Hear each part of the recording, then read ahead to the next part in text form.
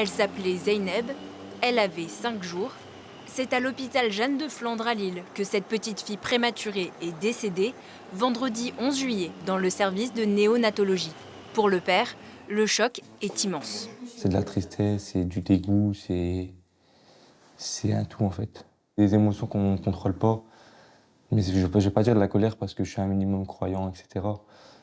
Mais c'est pas normal. Il y a une faille quelque part et on le sait tous.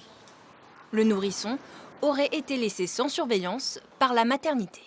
La maman prévient le personnel qu'elle est au rendez-vous avec le médecin pour sa sortie administrative. 40 minutes plus tard, elle est appelée pour lui dire qu'il y a eu un accident. Et Zeyneb, en fait, a été retrouvée par une autre maman du service néonat arc-en-ciel, ensanglantée, au sol, nue et sans électrode. D'après les témoins, un enfant de 6 ans, dont le comportement avait déjà été signalé, l'aurait fait tomber.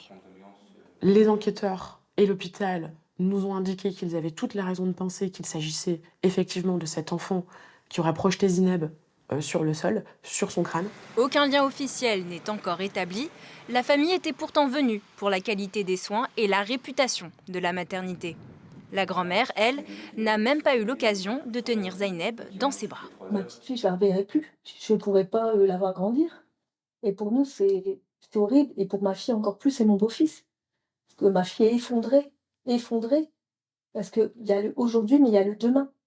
De rentrer à la maison sans bébé, comment elle va le vivre? Dans son communiqué, le CHU de Lille évoque un événement exceptionnel particulièrement grave.